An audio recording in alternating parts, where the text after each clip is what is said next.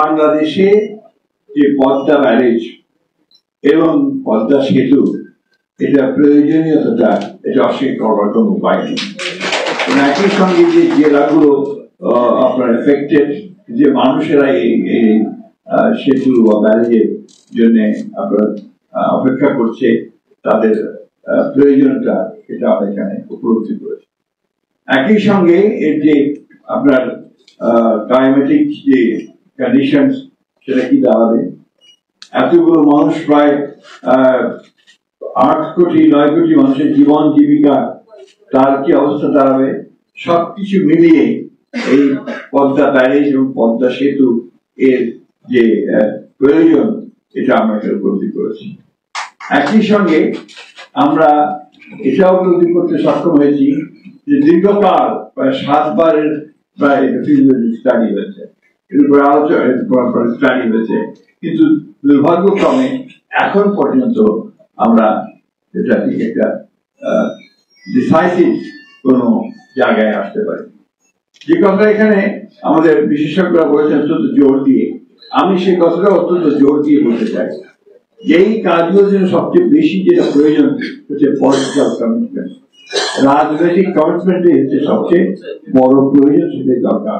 সেটা তখনই তৈরি হবে যখন সেটা জনগণের মধ্য থেকে উঠে আসবে এই দাবিটা, এটাও কিন্তু অত্যন্ত জরুরি।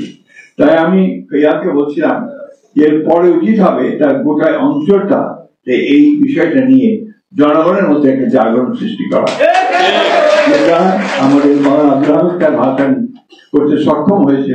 তিনি ফারাক্কা মার্চ করে গোটা বিষয়টাকে, সেই ফারাক্কা ব্যারেজের বিষয়টাকে শুধু দেশে নয় আন্তর্জাতিক ভাবে সেটাকে সামনে নিয়ে এসেছেন, যার ফলশ্রুতিতে আমরা দেখেছি শহীদ প্রেসিডেন্ট জিয়া রহমানও সেটাকে আন্তর্জাতিক বিশ্বে এই বিষয়টাকে নিয়ে গেছে। আমরা একটা ট্রানজিশনাল পিরিয়ডে আছি। ডক্টর দেবপ্রিয় ভট্টাচার্য বলেছেন এবং আমাদের জিগুরও বলেছেন যে নেক্সট গভর্নমেন্ট, পরবর্তী সরকার, নিঃসন্দেহে পরবর্তী সরকারগুলোকে কাজগুলো করতে হবে।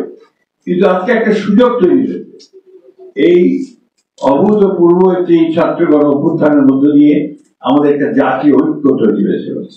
সেই জাতীয় ঐক্যকে সামনে নিয়ে আমরা যদি সবাই আমাদের মূল বিষয়গুলোকে সামনে আনতে পারি, সেই বিষয়গুলো যদি কাজ করে চিন্তা ঐক্য আমাদের যদি থাকে, তার নিঃসন্দেহে আমরা সফল হব। আজকে ফারাক্কা ব্যারেজ বা ফারাক্কা বাঁধ শুধু ফরিদপুর এলাকা, রাজবাড়ী এলাকার সমস্যা নয়, আজকে পুরো দক্ষিণাঞ্চলের সমস্যা। সুতরাং ওই মানুষ, আপনাদের সমস্ত নাগরিকদেরকে যেটা বললেন, সেই নাগরিকদেরকে আজকে ঐক্যবদ্ধ হতে হবে, সব স্তরের মানুষদেরকে হয়ে তাদের সেই দাবি নিয়ে সামনে দাঁড়াতে হবে। সেই যে সরকারি আসুক, যেটা আমাদেরকে আমরা চাই, যেটা ডক্টর জিরুর বলেছেন যে আগে থেকে এই বিষয়ে আমরা কাজ করতে পারি কিনা।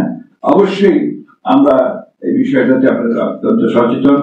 আপনারা জানেন যে আমাদের দলের বর্তমান চেয়ারপারসন দেশনেত্রী বেগম খালেদা জিয়া, তিনি অনেক আগে দ্বিতীয় সেতুর কথা কমিট করতেন, তাদের কমিটমেন্ট। আমরা রাজনৈতিক দল হিসেবে আমরা মনে করি যে এই সমস্ত অঞ্চলগুলোকে, এখানে যেখানে জীবন জীবিকা প্রশ্ন জড়িত আছে, আপনার মানুষের নিরাপত্তা প্রশ্ন আছে, যে প্রশ্নটা আইনুল নিশাত সাহেব করেছেন, যে প্রসঙ্গটা তুলেছেন, অত্যন্ত গুরুত্বপূর্ণ প্রসঙ্গ, যে দক্ষিণাঞ্চলের বহু অংশ এখন আপনার মানুষ চলে যাচ্ছে, ছেড়ে যাচ্ছে, কারণ সেটা আর বাসোপযোগী থাকছে না। এটা তো একটা ইম্পর্টেন্ট ইস্যু। আমার মনে হয় পরবর্তী সরকারগুলো শুধু নয়, জনগণের ওই বিষয়ে অত্যন্ত সজাগ থাকা উচিত। আমি বক্তব্য দীর্ঘ করবো না, আমি শুধু এই কথাটুকু বলে শেষ করতে চাই, সবকিছুই নির্ভর করবে মানুষের উপরে। আমরা 1971 সালে যুদ্ধ করেছি, দেশ স্বাধীন করেছি। আমরা তারও পূর্বে 52 সালে আমরা ভাষা আন্দোলন করেছি, 69-এ আন্দোলন করেছি, এবং সব শেষে এই দীর্ঘ 15 বছর ফ্যাসিস্টদের বিরুদ্ধে লড়াই করে আমরা একটা জায়গায় বসেছি। এই জুলাই মাসে, অগস্ট মাসে আমরা একটা ভয়াবহ দানবীয় একটা সরকারকে আমরা সরাতে সক্ষম হয়েছি। শুধু আমরা পারি, আমরা যদি ঐক্যবদ্ধ থাকি আমরা পারি, এবং আমার বিশ্বাস যে আমরা পারবো। আমার রাজনীতিবিদ হিসেবে আমি তো তাদের মতো আপনার টেকনোক্র্যাটস নই, এবং সেগুলো আমার জানানোর বিষয় নয়। আমি এইটুকু বুঝি যে আমার দেশের মানুষের যে পালস সেটা আমি বুঝি। আমার দেশের মানুষ উপরে উঠতে চায়, উন্নতি চায়, একটা সত্যিকার অর্থে গণতান্ত্রিক ব্যবস্থা চায়। সেই গণতান্ত্রিক ব্যবস্থার মধ্যে দিয়ে কিন্তু সমস্ত বিষয়গুলোর সমাধানের পথ খুঁজে পাওয়া যাবে। অনেকে আজকাল অনেক কথা বলছেন, সংস্কার হচ্ছে, সংস্কার তো আমরা অনেক আগে উপলব্ধি করেছি। আমরা 2016 সালে আমরা প্রথম ভিশন 2030 দিয়েছি, যেখানে আমাদের সমস্ত পরিবর্তনের কথা, সংস্কারের কথা আমরা বিএনপির পক্ষ থেকে বলেছি, বেগম জিয়া বলেছেন।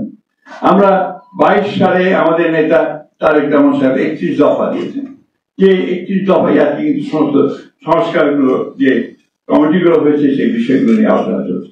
সুতরাং আমরা রাজনৈতিক দল হিসেবে আমরা অত্যন্ত সচেতন যে জনগণের যেটা প্রয়োজন এবং কালের যুগের সঙ্গে সঙ্গে পরিবর্তন আনা দরকার, রাষ্ট্র কাঠামোটি পরিবর্তন আনা দরকার, সে ব্যাপারে আমরা অত্যন্ত সচেতন ভাবে আমরা সামনের দিকে এগোচ্ছি।